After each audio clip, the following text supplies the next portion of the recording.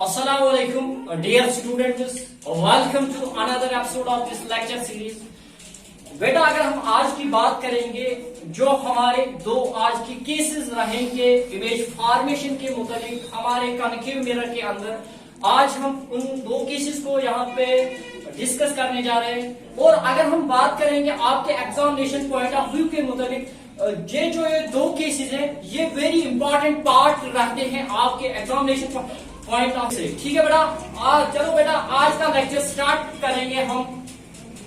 ये हमारा बेटा जो हमारा ये मिरर होता है, जो आउटर सरफेस होती है, ये हमेशा क्या रहती है? पॉलिश्ड।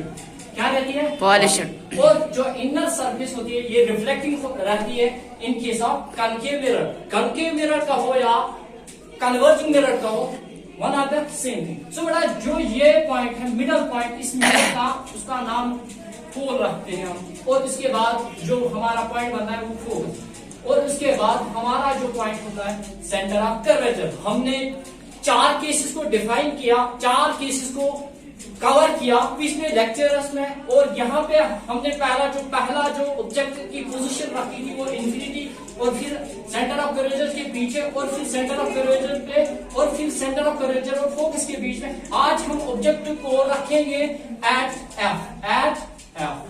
सो बेटा अगर मैं देखूंगा रूल नंबर वन जो मैंने हर एक लेक्चर में कहा कि जब भी हमारी इंसिडेंट रे आएगी पैरेलल किससे? प्रिंसिपल एक्सिस से। तो वहां पे जब रिफ्लेक्टेड रे आएगी तो वो बेटा कहां से निकलेगी? फोकस से।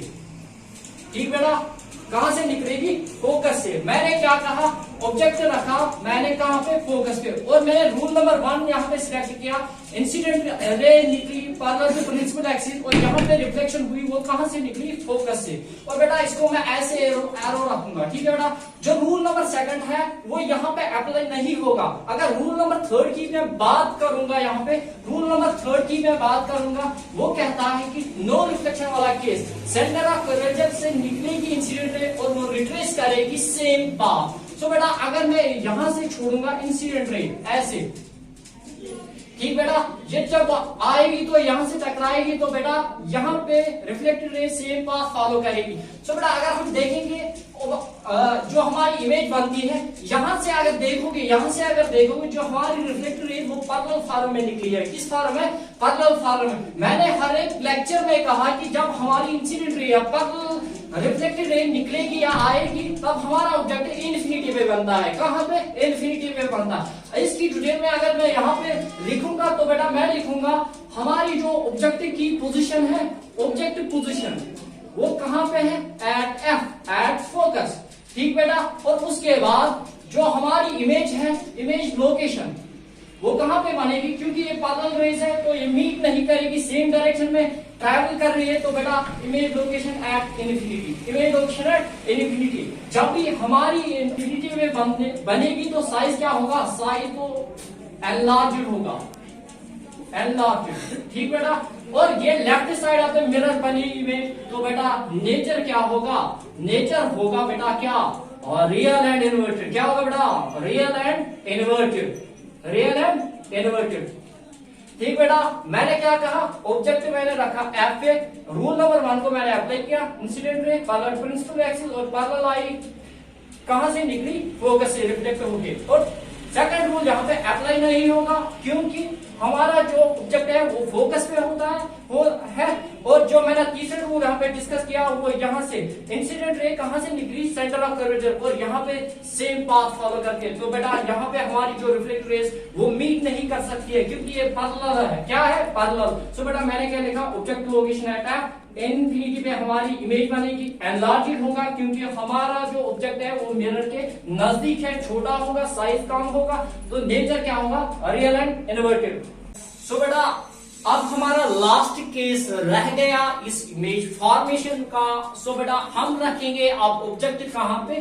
फोकस और पोल के बीच में, फोकस और पोल के बीच में। ठीक बेटा, यहाँ पे रूल नंबर 1 कहता है कि जब भी हमारी इंसिडेंट रे आएगी पैरेलल टू प्रिंसिपल एक्सिस तो फोकस से निकलेगी, रूल अप्लाई नहीं होगा।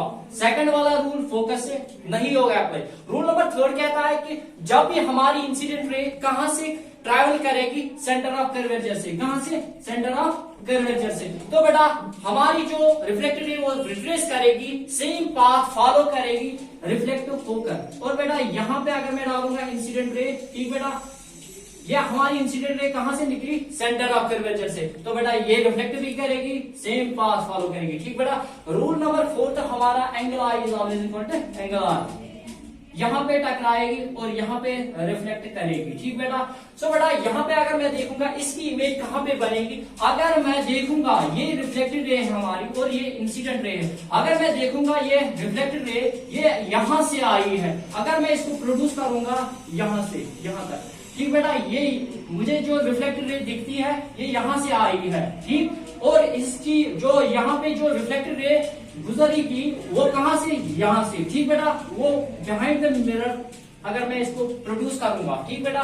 इसके बाद अगर मैं यहाँ पे देखूंगा तो बेटा ये हमारा फोकस और पोल। सो बेटा अगर मैं देखूंगा यहाँ पे रिफ्लेक्टेड रेज ने क्या किया? मीट किया, इंटरसेक्ट किया, तो बेटा यहाँ पे हमारी इमेज बनेगी। क्या बनेगी? इमेज बनेगी। सो बेटा मैंने क्या कहा, जो हमारा ऑब्जेक्ट है वो किस किस के बीच में है? फोकस और पोल में, ठीक है बेटा, फोकस एंड पोल के बीच में। हमारी जो रिफ्लेक्टेड रे है वो बिहाइंड मिरर कर रही है इंटरसेक्टेड, ठीक है। और इसके बाद जो हमारी इमेज है वो एनलार्जेड बन गई है, एनलार्जेड बन गई है। और हमारी जो इमेज बन गई वो बिहाइंड द मिरर। और कौन सी मिरर, कौन सी इमेज होगी? सो बेटा ये अपराइटेड है, ठीक, एनलार्जेड है, वर्चुअल है, ठीक बेटा। इसके बाद जो हमारी ये इंसिडेंट रिफ्लेक्टेड रेज है इन्होंने एक्चुअली मीट नहीं किया, हमने इनको प्रोड्यूस किया है। क्या किया है? प्रोड्यूस किया है। इसलिए हमारी जो इमेज बन गई वो कहां पे बन गई? Behind the mirror. लिखूंगा मैं यहाँ पे इसकी डिटेल, जो लोकेशन ऑफ ऑब्जेक्ट है वो है between F and P, F and P, ठीक बेटा। और हमारी जो इमेज लोकेशन है ये कहां पे बनेगी? पॉजिटिव वाली डायरेक्शन में। ये यहाँ पे पॉजिटिव एक्स एक्सिस, तो पॉजिटिव एक्स एक्सिस में बनेगी तो बेटा कहां पे बनेगी image? Behind the mirror, behind the mirror, behind the mirror, ठीक बेटा। इसके बाद जो हमारा नेचर है वो behind the mirror, that means this is positive. Positive means virtual and erect, virtual and erect, virtual and erect, ठीक बेटा।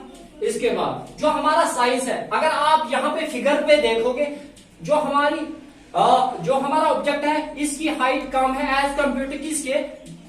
इमेज की। तो बेटा हमारी जो इमेज है वो क्या है? एनलार्ज्ड। क्या है? एनलार्ज्ड, एनलार्ज्ड, ठीक बेटा।